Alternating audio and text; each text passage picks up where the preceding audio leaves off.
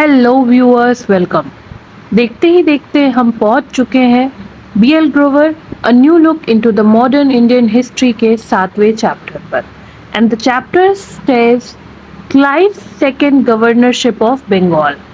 दूसरी बार जब क्लाइव जो है वो बंगाल की गवर्नरशिप को संभालते हैं।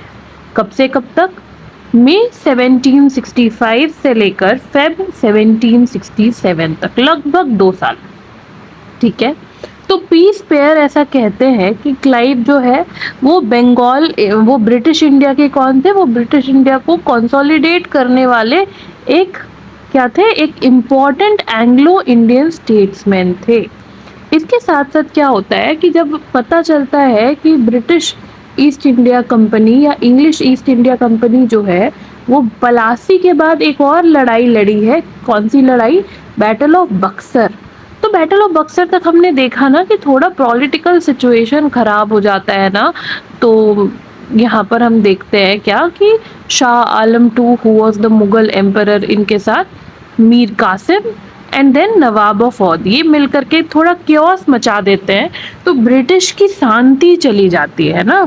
और कंपनी को क्या चाहिए? कंपनी को पीस चाहिए ताकि ये प्रॉफिट बनाते रहे। तो लंदन में एक जनरल ओपिनियन होता है कि जिस इंसान ने कंपनी की फाउंडेशंस रखी है बंगाल में, उसी इंसान को वापस भेजा जाए ताकि कंपनी के फाउंडेशंस को कंसोलिडेट कर पाए। कौन है ये इंसान? ये इंसान है रॉबर्ट क्लाइव। पर इस बार ये जो है ये एक मेयर जो है ना, एक लो रैंक सर्वेंट नहीं होते कंपनी के। इस बार क्या है? ये प्रॉपर गवर्नर जनरल, गवर्नर और कमांडर इन चीफ है ना। और इनिशियली क्या हुआ था? इनिशियली ये लो रैंक में थे, फिर बाद में धीरे धीरे प्रोग्रेस हुआ और फिर से इस बार ये गवर्नर और कमांडर इन चीफ दोबारा बनकर आए हैं ब्रिटिश पोजीशंस जो बंगाल में है उसके लिए। जब क्लाइव कैलकाटा आते हैं तो ये देखते हैं पूरी हालत खराब है ना। स्टेट का एडमिनिस्ट्रेशन जो है बंगाल का वो पूरा डिसऑर्डर्ड हो गया है। कंपनी के जो अटेंडेंट्स हैं ना, कंपनी के जो वर्कर्स हैं वो काफ़ी करप्ट हो गए हैं, जिस वजह से कंपनी की ट्रेड काफ़ी एडवर्सली इफेक्ट हो रही है और इस वजह से लोग जो है ना वो काफ़ी ऑप्रेस हो रहे हैं। तो इन चीज़ों को सेटल करने के लिए क्लाइव क्या करते हैं? सबसे पहले पॉलिटिकल सेटलमेंट होती है औध के साथ, है ना। औध के जो नवाब वजीर है, नवाब वजीर क्यों कह रहे हैं हम लोग? क्योंकि Awadh is still a successor state of Mughals. ठीक है। तो जब मुगल्स डिसइंटीग्रेट हो रहे थे तो दो तरह के स्टेट थे, एक रिबेलियस स्टेट, एक सक्सेसर स्टेट। सक्सेसर स्टेट जिन्होंने फॉर्मली मुगल से अपने आप को अलग नहीं किया था। ठीक है। तो दिखाने के लिए ये अब भी मुगल के अंदर ही खुद को दिखाते थे और जब ज़रूरत पड़ती थी तो मुगल के तरफ से हेल्प भी करते थे मुगल राजाओं की या फिर बाकी ऐसी चीज़ें। और रिबेलियस है जिन्होंने अपने आप को अलग कर लिया था। तो Aundh was a successor state, इसलिए हमने कहा नवाब वजीर, क्योंकि ये क्या है? ये जो है ये अभी भी मान रहे हैं कि औध क्या है? मुगल राजा की प्रिंसिपैलिटी है। पर रियल मायनों में हर तरह से ये क्या है? रियल मायनों में हर तरह से ये फ्री है। अब औध गए हैं, ठीक है। क्लाइव सबसे पहले क्या करते हैं? औध जाते हैं और औध में मिलते हैं नवाब वजीर शुजा उद्दौला से। और शुजा उद्दौला से कहाँ पर एग्जैक्टली? तो इलाहाबाद में। तो इलाहाबाद में मिलकर के बातें होती है, कुछ दो चार सहमति होती है। इसीलिए जो भी बातें और सहमति होती है उसे कहा जाता है ट्रीटी ऑफ इलाहाबाद। हमारे लिए ये बहुत इंपॉर्टेंट है कि ट्रीटी ऑफ इलाहाबाद कब हुआ? तो 1765, 1 year after the battle of Buxar had started and 1 day after our actual independence from the Britishers। तो ऐसे करके याद कर सकते हैं कि एक एक दिन ऐड करना है। बैटल ऑफ बक्सर से एक दिन ऐड करेंगे तो हमें ईयर मिल जाएगा और इंडिपेंडेंस डे से एक दिन ऐड करेंगे तो हमें डेट मिल जाएगा ट्रीटी ऑफ इलाहाबाद की। इलाहाबाद की ट्रीटी में होता क्या है? तो नवाब को कहा जाता है कि वो सरेंडर कर दे इलाहाबाद और कारा। किसे दे दे इलाहाबाद और कारा? एम्परर शाह आलम को। हमने पिछले भी लेक्चर्स में बात कर लिया है कि शाह आलम को इलाहाबाद कारा देना क्यों इम्पोर्टेंट था या शाह आलम के साथ ये लोग अच्छे से क्यों ट्रीट कर रहे थे। ठीक है। क्योंकि ये मुगल रूलर है और अभी भी जनता की नज़र में लेजिटिमेट रूलर यही है। तो अगर ये कोई ऐसी चीज़ कोई फरमान दे दें जिसमें ये साइन कर दें कि हाँ ब्रिटिशर ये सारे एरिया के कमांडर है ना, तो ब्रिटिश एक अनडिस्प्यूटेड रूलर बन जाएंगे, है ना, क्योंकि पब्लिक की नज़र में मुगल की रिस्पेक्ट है। साथ साथ क्या होता है, नवाब वजीर शुजा-उद-दौला को 50 लाख रुपए वॉर इंडेमनिटी की लड़ाई लड़ी तो ब्रिटिश का जो नुकसान हुआ उसके लिए 50 लाख रुपए पे करना पड़ा।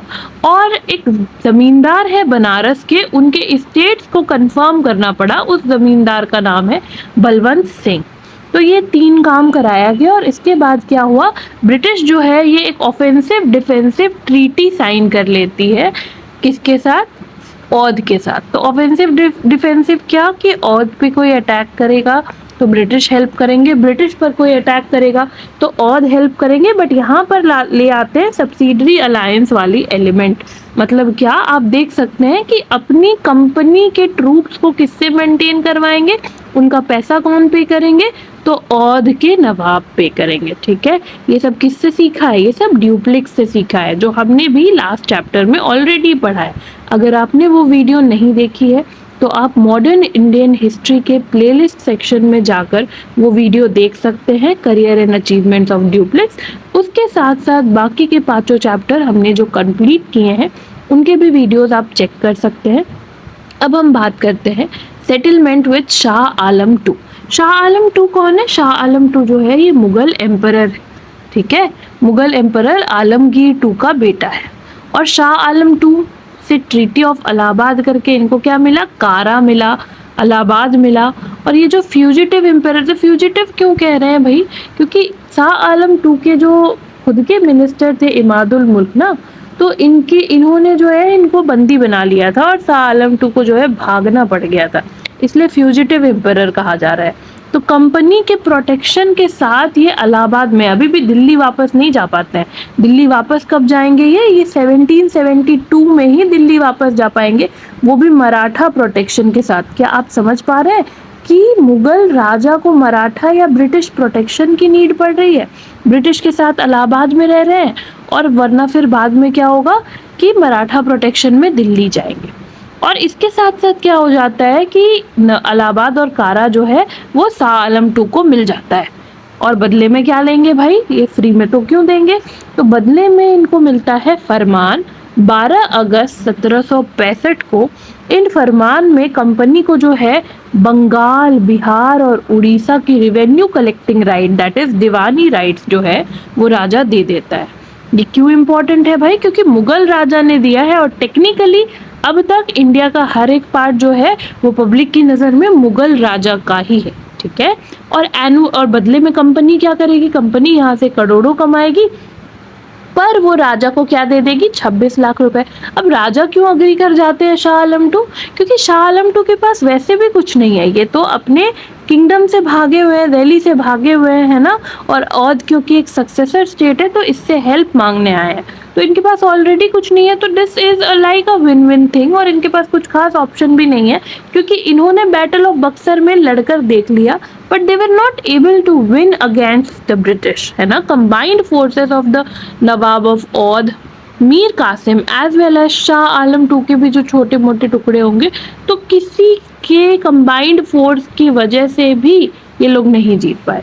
ठीक है, तो इससे क्या हो गया? इन्होंने बंगाल, बिहार, उड़ीसा की दीवानी के बदले जो है 26 लाख रुपए ब्रिटिश से ये सालाना ले रहे हैं और इलाहाबाद में रह रहे हैं। साथ साथ इनके पास कारा भी है और इलाहाबाद में ये ब्रिटिश प्रोटेक्शन के अंदर है। ठीक है, और बाद में क्या करते हैं, ये निजामत राइट्स भी दे देते हैं, मतलब क्रिमिनल जस्टिस के ऊपर भी, सिविल जस्टिस के ऊपर भी, मतलब कंप्लीट कंट्रोल जो है हर तरीके से क्या हो जाता है? ब्रिटिश का हो जाता है उन्हीं प्रोविंस के लिए। कौन से प्रोविंस? बंगाल, बिहार, उड़ीसा के लिए। अब निजामत राइट्स के लिए कितने पैसे लेते हैं ये? 53 लाख रुपीस। ठीक है, it's a one settlement and 26 lakh rupees is for your diwani rights. Okay, Clive's political settlement जो है, इससे हमें दिखता है कि क्लाइव ने जैसे शाह आलम टू के साथ सेटलमेंट की, तो इसके बदले दीवानी निजामत राइट ले ली बंगाल बिहार उड़ीसा की। औध को जो है कहीं ना कहीं अपने ट्रूप्स को मेंटेन करने का काम दे दिया फ्री में, 50 लाख रुपए भी ले ली वॉर के लिए, है ना। एक बलवंत सिंह को अपना कॉन्फिडरेट भी बना लिया जो बनारस का राजा है। तो इन सारी चीजों से क्या होता है कि लगता है कि क्लाइव जो है वो क्या कर रहे हैं, क्लाइव की काफी अच्छी अंडरस्टैंडिंग है with the realities that is in the north of India. इसके साथ साथ क्लाइव क्या करते हैं, क्लाइव जो है वो औध को एनेक्स क्यों नहीं करते हैं, ये भी एक क्वेश्चन आता है एट टाइम्स। क्योंकि कंपनी जो है ना, कंपनी ने औध को एनेक्स नहीं करके औध के ऊपर एक क्या कर दिया, ऑब्लिगेशन दे दिया कि देखो हमने तुमको एनेक्स नहीं किया है। पर क्या हो रहा है कि अब यहाँ पर हम अगर सिचुएशन देखें तो क्या हो जाता है ना कि औध जो है वो कहीं यहाँ पर है, नीचे से मराठास आर वेरी एक्टिव इस तरफ भी, एंड इस तरफ से नॉर्थ वेस्ट से क्या हो रहा है, अफगान्स आर वेरी एक्टिव। तो औध को कंपनी क्या कर रही है, एक बफर स्टेट बना के रखी है ताकि कंपनी के डायरेक्ट कोई इन्वॉल्वमेंट ना हो, ना ही अगेंस्ट द मराठास ना ही अगेंस्ट द अफगान्स। ठीक है, फ्रेंडली ट्रीटी जो है औध के साथ जब किया गया तो नवाब एक फर्म फ्रेंड बन गए कंपनी के। और फिर इसके साथ साथ क्या हुआ, सुजा उद्दौला जो है इस वजह से कंपनी के क्या बन गए, एक ग्रेटफुल अलाय कि भाई आपने हमें जो है एनेक्स नहीं किया, इवन दो हमने क्या किया, आपके अगेंस्ट वॉर वेज किया था। ठीक है, क्लाइव सेटलमेंट जो हुई, क्लाइव की जो सेटलमेंट हुई शाह आलम से या औध से ही, तो इससे उनकी प्रैक्टिकल विजडम जो है हमें दिखती है।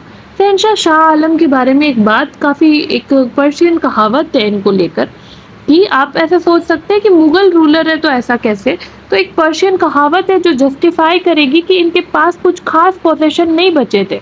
मुगल जो है कम्प्लीटली डिसइंटीग्रेट हो गए थे, जैसा हमने BL ग्रोवर के पहले चैप्टर में ऑलरेडी किया हुआ है ना।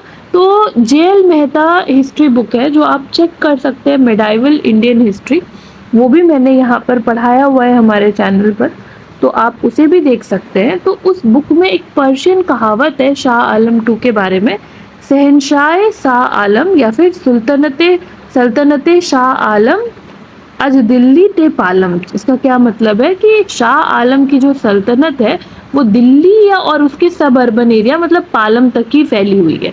मुगल बादशाह जो कभी पूरे भारत पर कंट्रोल किया करता था, अब दिल्ली पालम इन्हीं एरिया में बच गया है और इनके मंत्री इन्हें भगा दे रहे हैं तो इनको भागना पड़ रहा है। ठीक है, और ये जो है इसलिए ये इलाहाबाद में जो है इंग्लिश प्रोटेक्शन के अंदर है।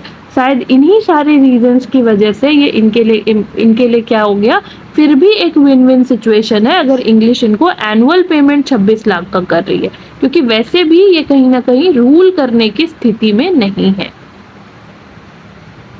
पर इन फेवर के बदले में क्लाइव को क्या मिल रहा है एम्परर शाह आलम से, तो क्लाइव के लिए शाह आलम जो है वो रबर स्टैम्प बन गए हैं, जो क्या करेंगे, कंपनी के बंगाल और बाकी जगह में जहां भी पॉलिटिकल गेन चाहिए सबके लिए ऑटोमेटिकली फरमान जो है वो जारी करते रहेंगे, क्योंकि ये है ही इनके प्रोटेक्शन में।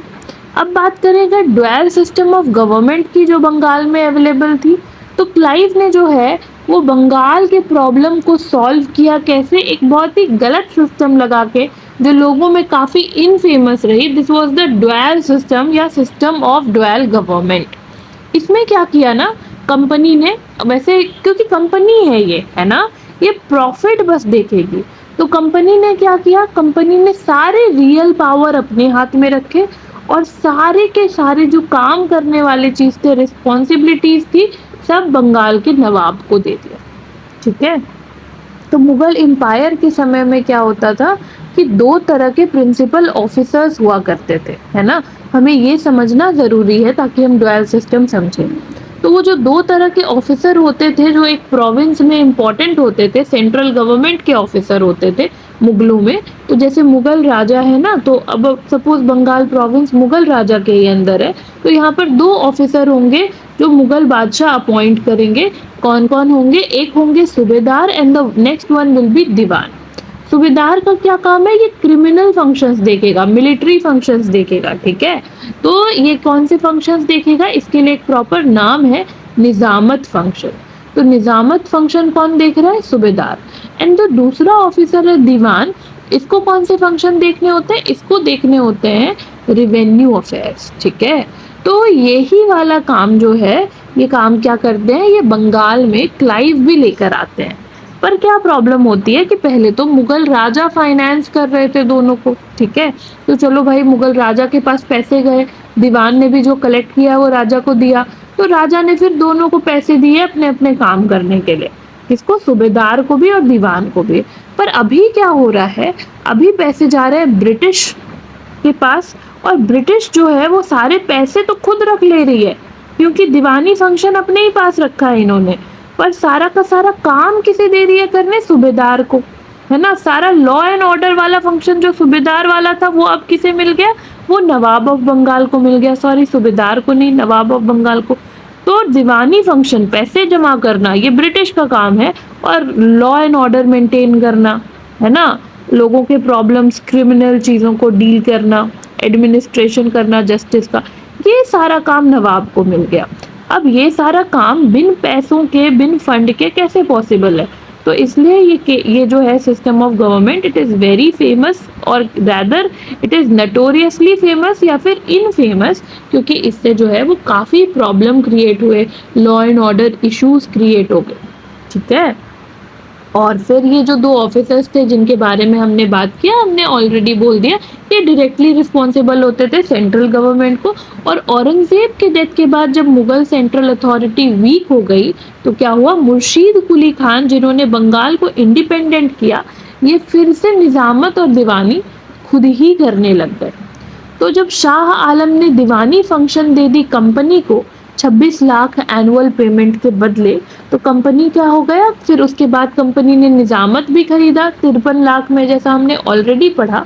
तो इसके बाद क्या हुआ? 1765 ईस्वी में क्या था, नज़्म-उद-दौला जो है उसको कहा गया था कि आप बन जाइए मीर जफर जो है न, तो मीर कासिम को हटा दिया गया। मीर कासिम के हटने के बाद क्या होता है, मीर कासिम के जो फादर इन लॉ थे, दैट इज़ मीर जफर, ये फिर से नवाब रह नहीं पाते क्योंकि इनकी डेथ हो जाती है। तो मीर जफर के बेटे कौन है? नज़्म-उद-दौला। उनको बोला जाता है कि आप नए नवाब बन जाइए। काफ़ी खुश कि हमें जो है नया नवाब बनाया गया, पर इनको क्या कहा गया कि आप जो है निजामत फंक्शन आपको नहीं करना है।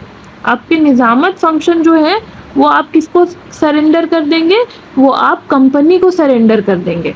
और सिविल एडमिनिस्ट्रेशन जो है वो भी आप कंपनी को सरेंडर कर देंगे, और कंपनी ये सब किसको दे देगी?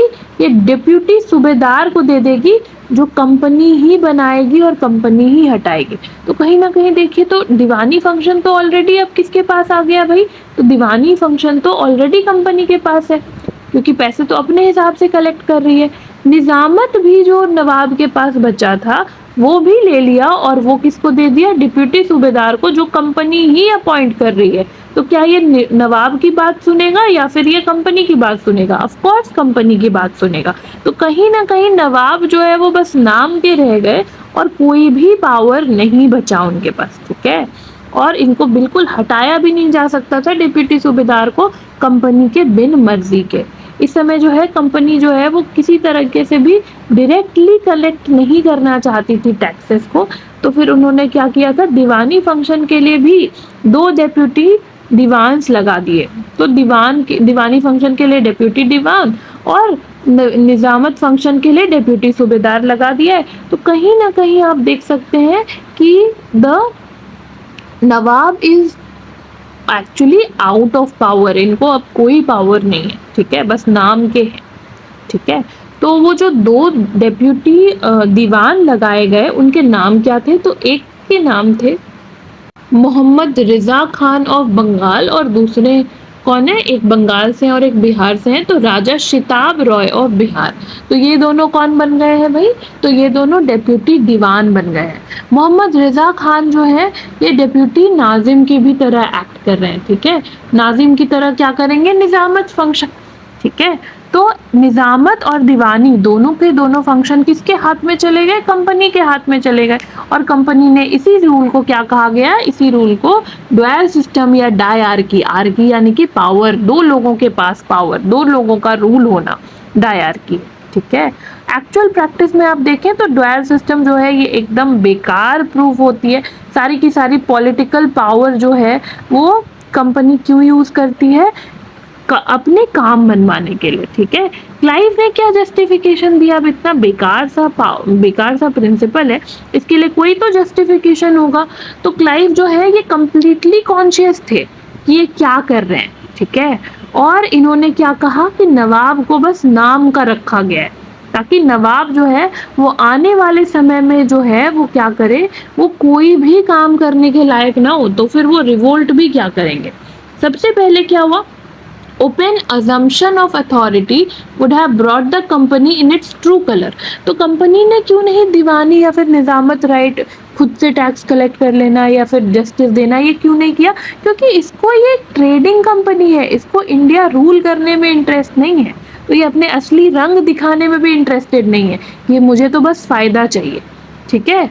और अगर कंपनी अपने असली रंग दिखा देती तो क्या प्रॉब्लम होता? हो सकता है कि इंडियन राजकुमार जो है सारे अलग अलग प्रोविंसेस के, ये कंपनी के अगेंस्ट यूनाइट हो जाते। और अभी कंपनी जो है वो क्या है, वो इन्फेंट कंपनी है, गवर्नेंस में इन्फेंटली आई है, तो अभी एकदम नई नई है, तो बिल्कुल रिस्क नहीं, ठीक है।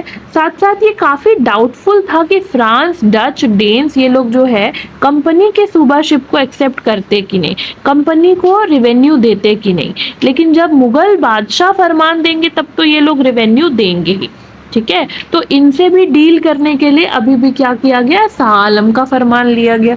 और थर्डली क्या है कि ओपन एजम्पशन अगर ये पॉलिटिकल पावर का करते ना, तो कंपनी की जो डिप्लोमेटिक रिलेशन है उसमें कॉम्प्लिकेशन आ जाता, फ्रांस के साथ, होलैंड के साथ, पोर्टुगल, स्वीडन के साथ। और इससे क्या होता, ये लोग सब मिल करके, हो सकता है कि ये सारे यूरोपियन पावर्स मिल करके कंपनी के अगेंस्ट जो है कंपनी का इंडिया में रहना मुश्किल कर देते, जैसे कि अमेरिकन वॉर ऑफ इंडिपेंडेंस में ये लोग बाद में करते हैं, ठीक है।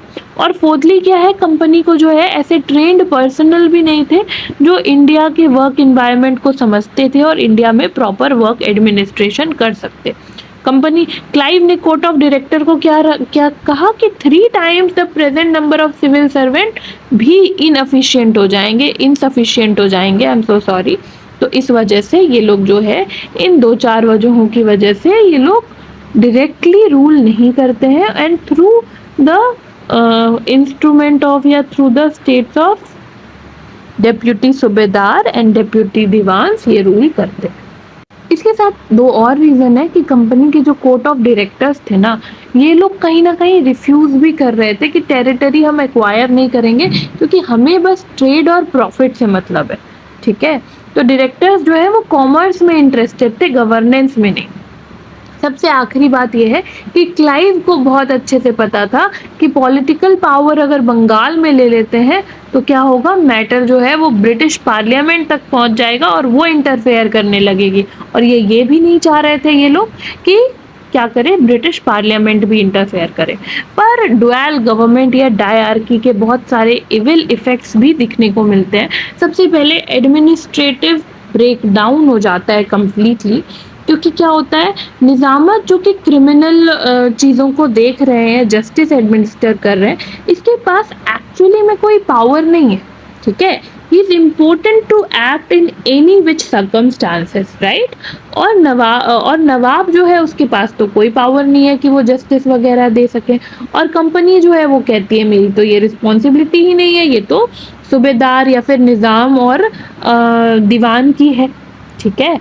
तो इस वजह से क्या हो जाता है कि बंगाल एक जगह बन जाता है जहाँ पर गवर्नमेंट जो है उसका तो मजाक बन चुका है, कोई गवर्नमेंट है ही नहीं, और गवर्नमेंट नहीं है तो क्या फैलेगी, अराजकता फैलेगी, ठीक है। तो सन्यासी लोग जो हैं वो काफ़ी रेड करने लगे बंगाल एरिया को, है ना। इसी समय में हम सन्यासी विद्रोह के बारे में काफ़ी सुनेंगे, ठीक है। पूरा का पूरा एडमिनिस्ट्रेशन टॉप से बॉटम तक करप्ट हो गया, क्योंकि कोई है नहीं जो रूल एडमिनिस्टर करे, ठीक है। सबकी अपनी अपनी क्यूपिडिटी है, मतलब अपने अपने लस्ट हैं इन चीज़ों को लेकर के कि पैसे कमा लें, ये कर लें, वो कर लें, ठीक है। तो ये जो है कंपनी या इनकी काउंसिल जो है ये ऑनेस्ट इंडियंस को अपना फंक्शनरी नहीं बना सकती है, क्योंकि सबके अपने लस्ट है, राइट। और इंडियन सर्वेंट्स जो कंपनी के हैं, वो कैसे लोगों को फॉलो कर रहे हैं, वो कंपनी के ही बड़े मास्टर्स को फॉलो कर रहे हैं जो करप्ट है, तो ये भी करप्ट है। तो बंगाल जो है ना इन सारे करप्ट लोगों के बीच में सफर कर रहा था।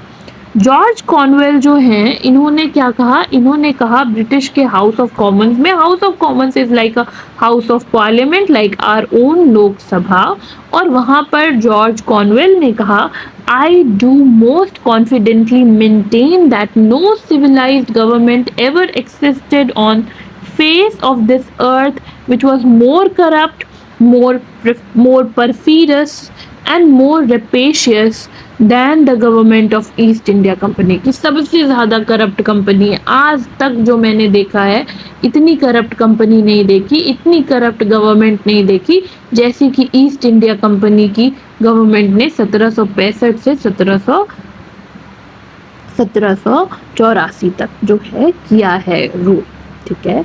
अब जब इतना ज़्यादा गड़बड़ हो रहा है चीज़ें, फिर भी क्या ये लोग टैक्स कलेक्ट करना बंद करेंगे? बिल्कुल नहीं, टैक्स कलेक्ट करते रह जाएंगे। तो फिर क्या ऐसी प्रॉब्लम आ जाएगी कि how they will manage them, ठीक है, क्योंकि टैक्स तो इनको चाहिए। और एग्रीकल्चर क्या पता हो रहा है कि नहीं, लेट अस सी एग्रीकल्चर हो रहा है कि नहीं। तो एग्रीकल्चर में एक बहुत गड़बड़ सिचुएशन आ गया है ना, कि लैंड का इनाम दे दिया जा रहा है, ठीक है। It was also a very infamous act कि जो हाईएस्ट बिडर है ना उसको लैंड मिल जा रहा है। तो इसके लिए एक प्रॉपर वर्ड है in modern Indian history and you will let me know about it, ठीक है। टैक्स कलेक्टर्स या कॉन्ट्रैक्टर्स जो है ना, उनकी कोई परमानेंट इंटरेस्ट नहीं है। जैसे ये एक लैंड है ना, अब ये किसको दिया जाएगा, ये उस इंसान को दे दिया जाएगा जिसने सबसे ज्यादा, किसी ने 50 लाख दिया इसके लिए, किसी ने 1 करोड़, किसी ने 5 करोड़, किसी ने 10 करोड़, तो 10 करोड़ वाले को ये लैंड मिल गया। अब उसके माइंड में प्रेशर है कि मुझे इस लैंड से 10 करोड़ से ज्यादा निकालना है क्योंकि मैंने 10 करोड़ लगाया है, और उसका कुछ परमानेंट नहीं है। उसको पता है कि अगली बार जो है, अगले साल कोई और ज्यादा टैक्स देगा तो उसको मिल जाएगा, है ना। तो टैक्स तो पहले तो हाईएस्ट बिडर जो भी है उसको तो कोई लेना देना नहीं है, उसको अब पैसे निकालने हैं। तो वो क्या करेगा, वो सबसे ज्यादा जितने, एक तो ओवर असेसमेंट हमेशा करेगा, ये लैंड से तो 2 किलो नहीं 50 किलो अनाज उगना चाहिए, जबकि उसकी एक्चुअल कैपेसिटी काफी कम होती थी। हार्शनेस, कलेक्शन बड़े गंदे तरीके से करेंगे, है ना। और फिर इसके साथ साथ क्या करेंगे कि मतलब मार पीट, फ्लॉगिंग बहुत नेसेसरीली करना ही है, ठीक है। इसलिए बहुत सारे कल्टीवेटर्स जो है ना, किसान, वो भाग जाएंगे, जंगलों में चले जाएंगे और डाकू बन जाएंगे, ठीक है। क्योंकि उनको क्या है, उनको मतलब उनके पास पैसे ही नहीं है, इतना ओवर एस्टिमेशन, इतना ज़्यादा टैक्स, उनके पास खाने के लिए भी नहीं बच रहे। जैसे कि 1769 में रिचर्ड बेचर जो हैं, जो कंपनी के सर्वेंट हैं, उन्होंने लिखा कि मुझे काफ़ी दुख है ये बताने में कि एक इंग्लिश मैन को ये सोचना पड़ रहा है कि जब से इंग्लिश का रूल आया है यहाँ बंगाल में, तब से ये जो फ्लरिश कर रही थी एक समय, ये क्या हो गई है, ये एकदम बर्बाद हो चुकी है। क्योंकि इंग्लिश अपने आप को काफ़ी जेंटल कंसिडर करते थे, तो इसलिए उन्होंने कहा कि मुझे काफ़ी दुख है इस चीज़ का, ठीक है।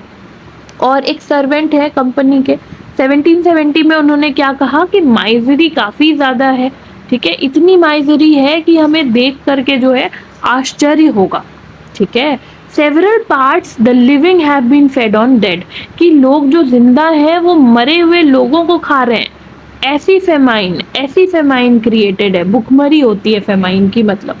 तो इस वजह से क्या होता है, मतलब इतना खराब कंडीशन जो है वो बंगाल में डिक्लाइन ऑफ एग्रीकल्चर से क्या होता है, क्रिएट हो जाता है। इसके बाद कोई ट्रेड एंड इंडस्ट्री कुछ अच्छा कर रही है, ऑफ कोर्स फॉर ब्रिटिश अच्छा कर रही है, बट फॉर इंडियंस नहीं कर रही है। ब्रिटिश के लिए क्यों कर रही है, 1717 में दूसरे मुगल राजा है फर्रुखशियार, और इन्होंने कंपनी को क्या दे दिया था, ये हमने पहले भी पढ़ा है, ड्यूटी फ्री ट्रेड जब दे दिया तो कंपनी के जो प्रेसिडेंट है उन्होंने दस्तक जो है वो करके प्राइवेट में इशू करने लग गए, है ना, अपना फायदा। तो कंपनी के लिए तो ड्यूटी फ्री ट्रेड है कि आप टैक्स मत दो। कंपनी का कोई जो पर्सनल आदमी है जो अलग से भी कुछ ट्रेड कर रहा है ना, वो भी यही दस्तक दिखा करके बच जाता था कि हमें तो टैक्स नहीं देना है। यहाँ तक भी ठीक था। कोई इंडियन मर्चेंट है ना, उसे भी कुछ बेचना है तो वो भी क्या करता था, सपोज 10 तक का एक्चुअल कॉस्ट है, सपोज उसे टैक्स देना है 1500 का और 10 तक जो है वो ब्रिटिश जो है वो उसको 1200 में दे रहे हैं, तो वो 10 तक ही खरीद लेता था, उसे ज्यादा फायदा होता था। तो इस वजह से क्या हुआ कि ब्रिटिश काफी गलत इलेजिटिमेट मीन्स से काफी कमाते हैं। और साथ साथ जो इंडियन लोग थे जो सपोज सही तरीके से टैक्स पे भी कर रहे थे, तो उसके बाद उनके गुड्स की प्राइस काफी हाई हो जाती थी और कोई भी नहीं खरीदता था उनको। क्लाइव ने जो है खुद ही हाउस ऑफ कॉमन्स में कहा है कि कंपनी के मर्चेंट जो है traded not only as merchant but as sovereigns and had taken the bread out of the mouths of thousand and thousand of merchant. तो इंडिया के लोगों के एक्चुअली क्या कर दिया, इंडिया के लोगों के शेयर को छीन करके कंपनी के मर्चेंट्स कहीं ना कहीं अपने लिए क्या कर रहे थे, प्रॉपर्टी क्रिएट कर रहे थे। ऐसा क्लाइव खुद भी एक्सेप्ट करते हैं। अब हम बोलें कि इंडस्ट्री और स्किल बर्बाद हो गया तो कैसा कह सकते हैं, क्योंकि इंडस्ट्री के डेवलपमेंट के लिए बहुत ज़रूरी है कि एग्रीकल्चर डेवलप्ड हो, है ना। अगर कहीं पर एग्रीकल्चर नहीं है डेवलप तो industry can not develop, right. तो इंडस्ट्री कैन नॉट डेवलप, तो वीविंग इंडस्ट्री जो बंगाल की थी वो बर्बाद हो गई, सिल्क इंडस्ट्री बंगाल की बर्बाद हो गई। क्यों भाई, क्योंकि ब्रिटिशर्स हैं, उनके जो रॉ मटेरियल है हमें वो खरीदना है, हमें वो बेचना है। कंपनी के लोगों ने जम के हर जगह अपना फायदा उठाया, कोई भी सेक्टर ये छोड़ने को तैयार नहीं है। तो कंपनी के जो कोर्ट ऑफ डायरेक्टर्स हैं उन्होंने ऑर्डर दिया हुआ है बंगाल के अथॉरिटीज को, क्या कि बंगाल में जो है रॉ कॉटन रॉ सिल्क बनवाओ और उनको वीविंग करने का मौका ही मत दो, ताकि फिनिश प्रोडक्ट हम बनाएं और हम फिर महंगे में बेचें। तो सिल्क वाइंडर्स जो बंगाल के थे उनको जबरदस्ती कंपेल किया गया कि कंपनी के लिए वर्क करें, रॉ सिल्क क्रिएट करें। ऐसे क्या हो जाता है कि सिल्क वाइंडर्स बंगाल के बहुत सारे थे जिन्होंने अपने अंगूठे काट लिए ताकि वो कंपनी के ऑपरेशन से बचे। बिल्कुल प्रॉफिटेबल नहीं रहा वीवर के लिए और फिर वीवर को क्या करना पड़ा, अपना काम छोड़ना पड़ा। इन सारे तरीकों से क्या हुआ, जैसे कि विलियम बोल्ट्स जो हैं, जो एक कंटेम्प्रेरी राइटर हैं, वो लिखते हैं कि बहुत सारे तरीके थे जिससे कंपनी जो है और कंपनी के एजेंट जिनको कि गोमस्ताज कहा जाता था, ये लोग जो है फाइन इम्पोज करना, कोड़े मरवाना, फ्लॉगिंग जिसे कहते हैं, ठीक है, इन सारे तरीके से लोगों को क्या कर रहे थे, लोगों को परेशान कर रहे थे, एक्सप्लॉइट कर रहे थे, ठीक है। जबरदस्ती कॉन्ट्रैक्ट साइन करवाते थे, काफ़ी कम एडवांस मनी दे करके फिर किसान को अपने घर से पैसे लगाने पड़ जाते थे। तो ऐसे सिचुएशन, एकदम स्लेव लाइक ट्रीटमेंट होती थी, ठीक है, मतलब इतनी खराब treatment which is beyond imagination, right. और फिर इस वजह से क्या होता है, कंपनी के गोमस्ताज जो हैं and in confederacy with them the जछेंद्रास जो कि एग्जामिन करते हैं ना, जांच करते हैं, जाचेंद्रास, तो जांच करने वाले कि फैब्रिक कैसा है कैसा नहीं है, ये लोग क्या करते थे, ये लोग गुड्स को जो है are in all places at least 15% and in some even 40% less than the goods so manufactured would sell in the public bazaar और मार्केट अपॉन फ्री सेल। तो काफ़ी ज़्यादा टैक्स हाई कर दिया, क्वालिटी स्टैंडर्ड्स हाई कर दिया इंडियन गुड्स के लिए, और ब्रिटिश गुड्स के लिए काफ़ी क्या कर दिया, कम कर दिया। तो वो क्या कर पाई, वो ज़्यादा कॉम्पिटेंट हो गई और इस वजह से क्या हो गया, मोनोपोलाइज हो गया इंटरनल ट्रेड ऑफ इंडिया, ठीक है। कंपनी के सर्वेंट्स जो है वो रॉ मटेरियल जैसे कि कॉटन और सिल्क जो है ये उगवाने लगे और फिनिश प्रोडक्ट को बेचना जो है वो बंद ही करवा दिया, इतना डिसएडवांटेजियस पोजीशन में डाल दिया India. Moral degradation also set in the Bengal society. The farmer realized that the more he labored, the more he would have to pay to the revenue farmers and government officials, would work no more than was absolutely necessary for the bare needs of his family. Similarly, the weaver who could not keep all the reward of his hard work did not give his best to his work.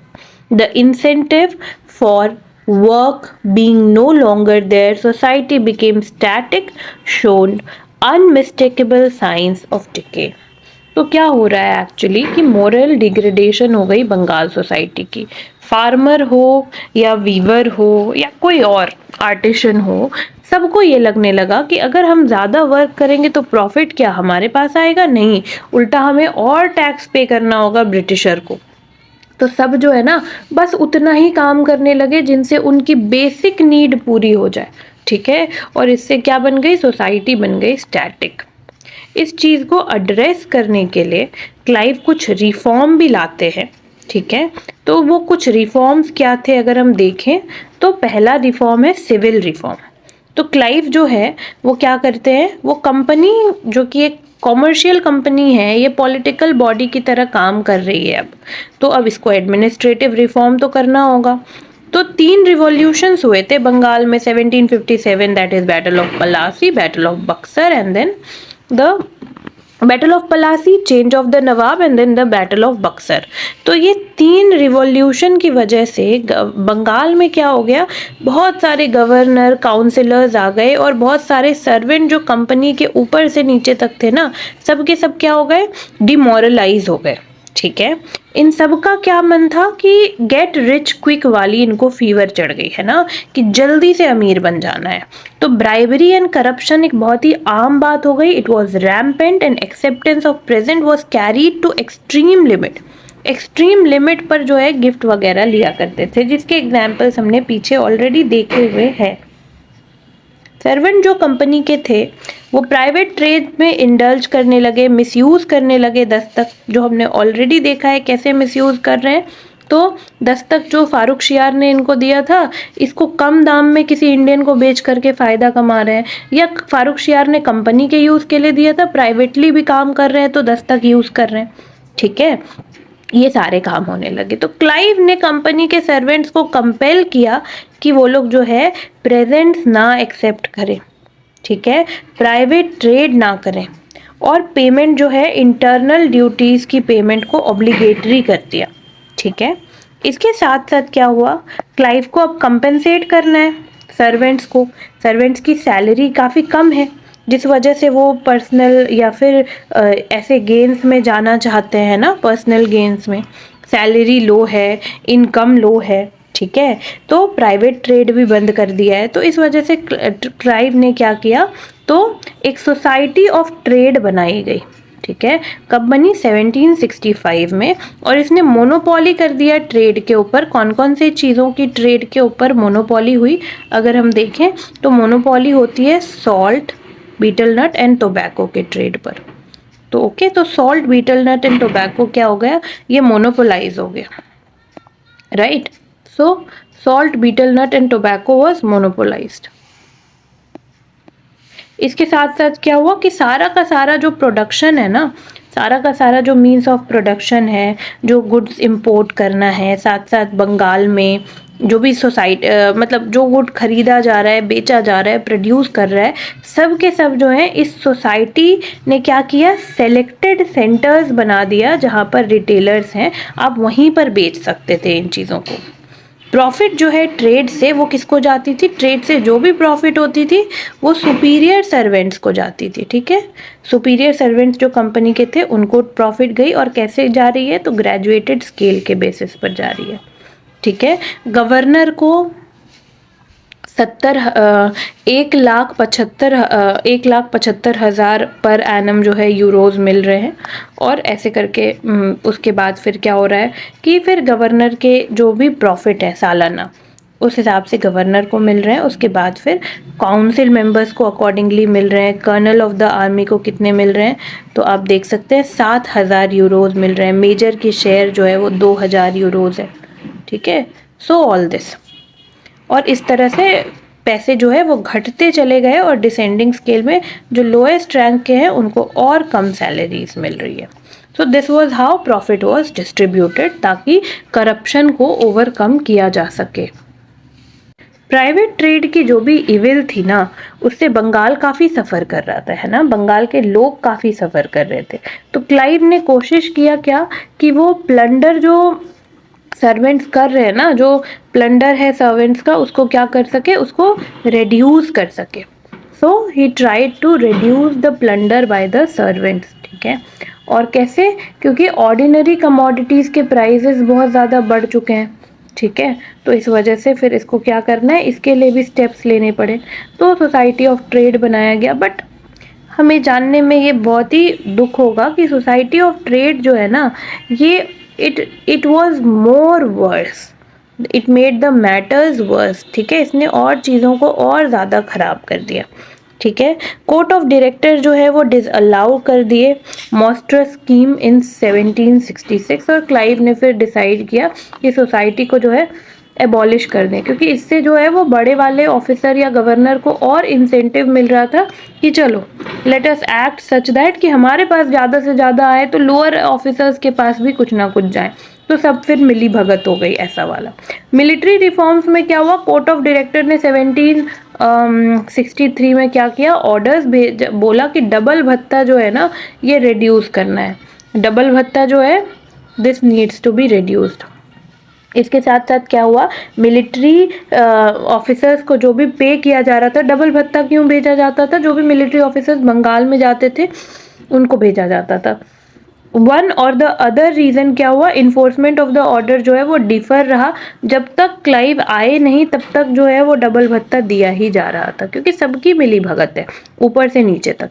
Double भत्ता क्यों दिया जाता था, ये इसलिए दिया जाता था क्योंकि it was granted on active service was continued by Mir Jafar in time of peace also. Double भत्ता एक्चुअली जब वॉर हो रहा होता था ना, कहीं पर अगर इंगेजमेंट है तो उस समय दिया जाता था, बट मीर जफर ने इसको पीस में भी कंटिन्यू कर दिया, ठीक है, और पीस में कंटिन्यू कर दिया। तो क्लाइव ने जब मना किया तो फिर क्या हो गया, रिजेंटमेंट आ रहा है, ठीक है। तो allowance of Bengal army officers was twice as high as their corresponding officers in Madras army. तो बंगाल के ऑफिसर को मद्रास आर्मी के ऑफिसर से 2 गुना मिल रहा था, क्योंकि बंगाल में उस समय सिचुएशन गड़बड़ थे जब डबल भत्ता शुरू किया गया। जब पीसफुल भी हो गया तब भी देना पड़ रहा है, तो ये रिड्यूस करने की कोशिश की गई। डायरेक्टर ने ऑर्डर भेजा क्या कि भत्ता जो है वो एकदम मद्रास वाले के बराबर देना है। क्लाइव ने ऑर्डर इशू किया और ये 1 जनवरी 1766 से जो है डबल अलाउंस बस उस ऑफिसर को भेजा जाएगा जिसको क्या कर दिया है, बंगाल बिहार के फ्रंटियर पर भेजा गया है, अदरवाइज नहीं दिया जाएगा। व्हाइट ब्रिगेड्स जो कि मुंगेर में थे, ठीक है, मुंगेर में थे या फिर इलाहाबाद में थे, इन्होंने डिसाइड किया कि ये रेजिस्टेंस करेंगे, भाई डबल भत्ता मिलना कैसे बंद कर दिया, ठीक है। तो रेजिस्टेंस हो रहा था और फिर इनको लगा कि अगर रेजिस्टेंस करेंगे तो क्या होगा कि इस मतलब क्या हो जाएगा कि हमारा भत्ता बढ़ जाएगा। बट क्लाइव जो है वो बिल्कुल भी डरे नहीं, ठीक है। इवन लोगों ने क्लाइव के असैसिनेशन का भी प्लान किया कि क्लाइव को मार दिया जाए, बट क्लाइव बिल्कुल नहीं डरे। उसने सारे रेजिग्नेशंस को एक्सेप्ट किया और ऑर्डर किया कि सारे ऑफिसर्स को और सारे जो रिंग लीडर्स हैं, जो ये करवा रहे हैं रिजेंटमेंट के रिंग लीडर्स जो हैं, उनको अरेस्ट करो, ठीक है। और इसके साथ साथ इन्होंने नॉन कमीशन्ड ऑफिसर्स को क्या किया, प्रमोट कर दिया, ठीक है। तो इससे क्या हुआ कि जो लोग भी म्यूटिनी कर रहे थे उनको अच्छी सबक सिखा दी क्लाइव ने, ठीक है। अगर हम एस्टिमेट देखें क्लाइव की कि what kind of a man he was, कि ऐसे सिचुएशन पे how did he thrive so much, तो ये हमें क्लाइव के एस्टिमेट से प्रॉपर पता चलेगा।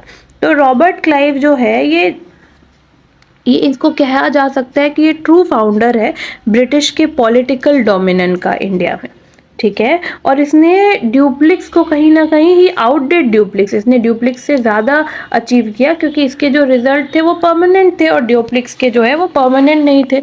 इसने पहले तो आरकोट पर सीज डाली 1751 में, जिस वजह से फ्रांस जो है वो थोड़े लूजिंग सिचुएशन पर चले गए और English had an upper hand. Bengal में बैटल ऑफ पलासी जीता सिराज उद दौला के अगेंस्ट। नवाब मीर जफर को अपने मर्जी से हटा करके पपेट नवाब मतलब मीर जफर को एक पपेट नवाब बनाया। उसके बाद जब मन किया तो मीर जफर को हरा दिया। मीर जफर के बाद मीर कासिम को भी जब मन किया तो इन्होंने जो है मीर कासिम और सारे के सारे मुगल बादशाह हो जाए, नवाब ऑफ औध हो जाए, सबको हरा दिया। तो कहीं ना कहीं क्लाइव क्या बन गया, किंग मेकर बन गया, है ना। क्लाइव ने जो है कंपनी के गेन्स को कंसोलिडेट किया, ठीक है, और कंपनी के फॉरेन रिलेशंस को सिक्योर किया। क्लाइव जो है इसको जो है बुर्के ये काफ़ी प्रेज करते हैं कि ही सेटल्ड ग्रेट फाउंडेशन। पीस पेयर जो है परसीवल पेयर, ये क्या कहते हैं, ये रिसेंट स्टडी करते हैं क्लाइव के बारे में और क्लाइव ने जो भी इंडिया में कहा, और ये कहते हैं कि ब्रिटिश एम्पायर जो इंडिया में है इसका एग्जिस्टेंस क्लाइव के बिना पॉसिबल नहीं था, ठीक है। अगर कोई do in a different way over a different time span, ठीक है। तो ब्रिटिश एम्पायर जो है वो इंडिया में क्लाइव के बिना तभी आती अगर अलग समय या अलग तरीके से आती और अलग टाइम स्पैन पे। क्लाइव जो है वो फाउंडर तो नहीं थे, but he was a harbinger of the future. इसने काफ़ी कंसोलिडेट किया, ठीक है। ये प्लानर नहीं थे एम्पायर के, बट एक एक्सपेरिमेंटर थे जिन्होंने जो है अपने सक्सेसफुल एक्सपेरिमेंट से काफ़ी सारी पॉसिबिलिटीज़, स्पेक्ट्रम ऑफ पॉसिबिलिटीज़ जो है वो ब्रिटिशर्स के लिए खोल दिया। क्लाइव जो है वो फोर रनर थे ब्रिटिश इंडियन एम्पायर के। क्लाइव की वीकनेस लेकिन एक थी कि ये पैसों को लेकर के या मेकियावेली के मेथड को, जैसे कि मिकियावेली के मेथड क्या है कि माइट इज़ राइट, है ना, कि माइट इज़ राइट। तो ये सारे जो क्लाइव के बिलीव्स थे कि मनी इज़ अबव एवरीथिंग, या मिकियावेलियन मेथड कि माइट इज़ राइट, ये थोड़ा गड़बड़ है। इसको इंग्लैंड में भी क्रिटिसाइज़ किया गया, ब्रिटिश पार्लियामेंट में भी क्रिटिसाइज़ किया गया, और ये काफ़ी ज़्यादा इलीगल प्रेजेंट्स लेते थे। इस वजह से इनके बाद जितने भी लोग आएंगे वो भी थोड़े कैसे हो जाएंगे, करप्ट टाइप होंगे, ठीक है। क्लाइव के एग्जाम्पल को फॉलो करके क्लाइव ने जो है बंगाल के प्लंडर को सोसाइटी ऑफ ट्रेड से और ज़्यादा बढ़ा दिया था, जैसा हमने अभी जस्ट देखा। और डुअल सिस्टम ऑफ गवर्नमेंट जब क्लाइव ने बनाया तो उसने बिल्कुल नहीं सोचा about the welfare of Indian people, ठीक है। पूरा का पूरा बंगाल जो है वो एक स्टेट बन के रह गया था, जहाँ पर British, it was like an ATM card for the British, कि आओ स्वाइप करो, जो भी नीड है लेते जाओ, ठीक है। और इससे बंगाल का क्या हुआ, एमिनेंट प्लंडर हो गया, जो हम देख सकते हैं। और बंगाल जो है वो एक फेमाइन लाइक सिचुएशन में ग्रिप करता चला गया बार बार, है ना। क्लाइव क्या कर गया, Clive fail to rise to the heights of a statesman. Clive एक स्टेट्समैन नहीं बन पाया, ठीक है। उसने ये प्रूव कर दिया कि to be a man of insight rather than foresight, कि ये समझ रहा है चीज़ों को लेकिन ये फोरसाइट नहीं रख ला। कैसा ब्रिटिश एम्पायर इंडिया के लिए क्या हो सकता था, एक अच्छा प्रेसिडेंट हो सकता था। शुरू से ही इसने क्या करा, इसने एक ऐसा कल्चर डेवलप कर दिया कि आप इंडिया में आए हैं तो आप इंडियंस का थोड़ा भी वेलफेयर नहीं देखेंगे, सिर्फ आपको क्या देखना है कि आपका मॉनेटरी गेन कितना हो रहा है, जो कल्चर बाद में बहुत सारे ब्रिटिश ऑफिसर्स फॉलो करेंगे, अपार्ट फ्रॉम 1 और 2 एक्सेप्शन। जिस वजह से क्या होता है, एंड में सारे इंडियंस अगेंस्ट हो जाते हैं ब्रिटिश के लिए और फिर रेजिस्टेंस ऑर्गेनाइज करते हैं, finally we get independence. So that was all about chapter 7। See you in chapter 8। अगर आपने अब तक सब्सक्राइब नहीं किया है तो प्लीज़ सब्सक्राइब।